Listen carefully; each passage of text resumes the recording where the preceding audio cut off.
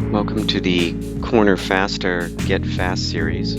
We're at Lime Rock Park, and we're going to take 50 laps in the iRacing simulator in the Porsche Cayman GT4 car, and we're going to get up to speed. The first thing we're going to do is we're going to take 3 laps, and we're going to learn the layout. We're going to start with pit out and pit in. We're going to review the corner worker stations and safety features around the track. And then we're going to take a look at the detailed geography and topography of each corner. And that's going to help give us basic understanding that we can build from. So without further delay, we'll head out on track. You can see from the chopper view that pit out is directly on the racing line and is actually in the middle of a brake zone into turn 1.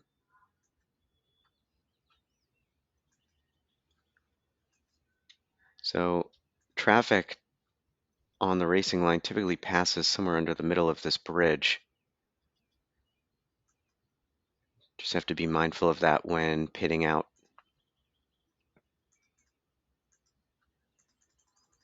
So zooming ahead to pit in, coming out of the downhill corner, the momentum typically is going to carry the car all the way to the exit. And it's going to be unrealistic to try to hug the right side of the track, but definitely taking quite a bit of momentum off in order to come back to the pit lane entry, which begins pretty early, these yellow lines. And there's a little chicane as you head into the pit lane itself.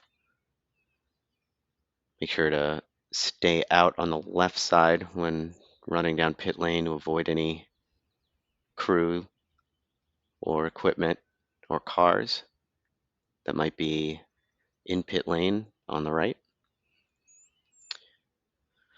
So that's lap 1. Now lap 2, let's take a look at the safety features of the track. We've got the corner worker stations.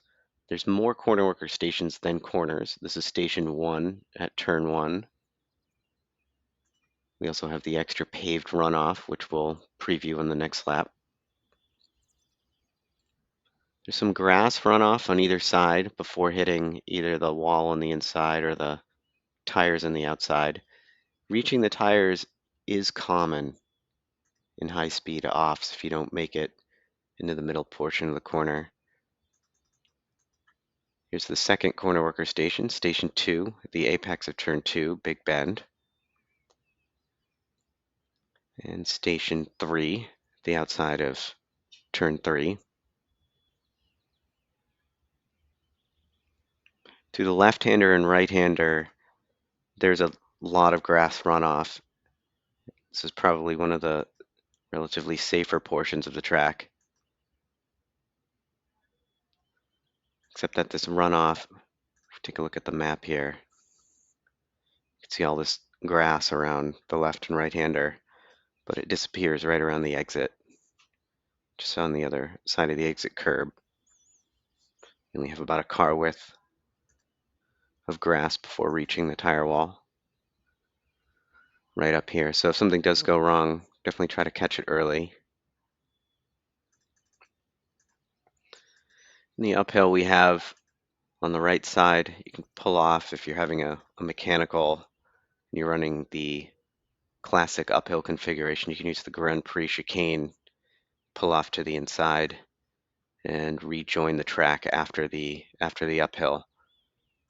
There's also some space on the outside of the racing line, but the white line is really the key indicator. The white line eventually is going to run right up against the grass, so all this paved runoff is going to disappear over the crest of the hill. You can again take a look at this on the map. See extra paved runoff, and as you crest the hill, just before the end of the wall on the left, it turns to grass. Take a look at that.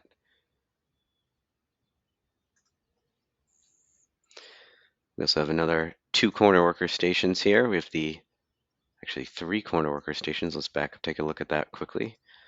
We've got the turn 5 station and the uphill station, and then that's the Grand Prix chicane exit station.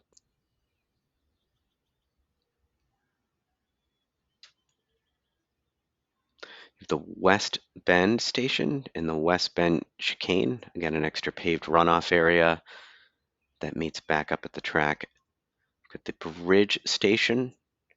Finally, you have the station 7 downhill. So that's 2 laps at Lime Rock.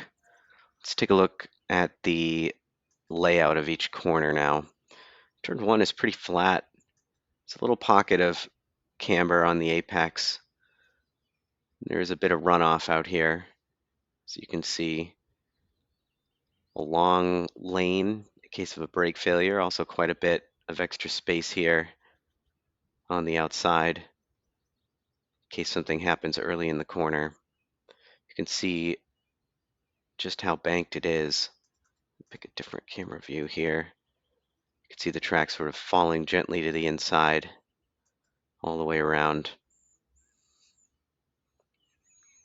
And that pocket of camber grows and is really deepest. You can see right here at the base of the curbing where the white line meets the curbing, the apex of Big Bend, corner 2. It's a pretty deep pocket of camber that is really helpful. You can see coming into the left-hander, again, it goes from flat at turn in and then picks up just a little bit of banking, which then continues all the way around the inside through the curbing. And then on this short stretch of this white line that's straight for a relatively short period of time, just a few car lengths, that indicates where the track shifts from being banked slightly to the left to being banked slightly to the right. It's important to transition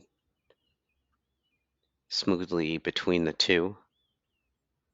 But you can see on the right-hander, turn 4 heading onto the Paul Newman, previously known as the No Name Straight. It does have quite a bit of banking in and around the apex. And then that sort of disappears as you crest the crown of the road in the middle. It flattens out. If anything, it actually might be pitched slightly off camber at exit, with the curbing even further so, with some large scallops on the outside. It's a lumpy, windy back straightaway into the uphill corner. This curbing's actually pitched into the corner, helpful with some helpful camber. And you can see most of the uphill is actually after the apex. This is what's going to cause an early apex looking line on fast laps.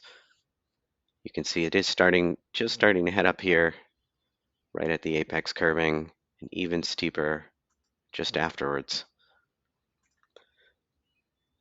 But the road does crown a bit, and on the outside, some of that helpful camber goes away right at the worst moment, cresting the hill. This back straight is relatively straight, and then it starts to go downhill right at turn in ever so slightly, pitching slightly downhill left to right.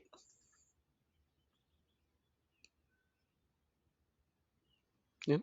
But we'll take a look at the West Bend chicane here. Just in case you do need to use this extra pavement, it is available.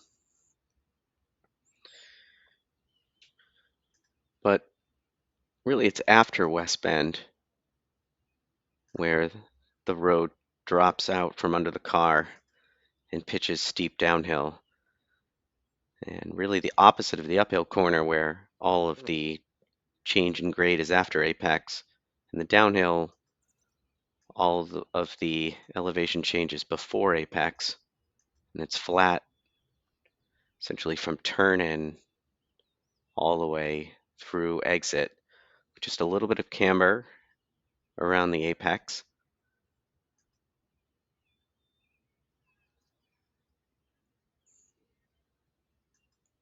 And you could see a bit of crown in the road here as well for when you're heading towards the exit. So that's the first 3 laps around Lime Rock Park.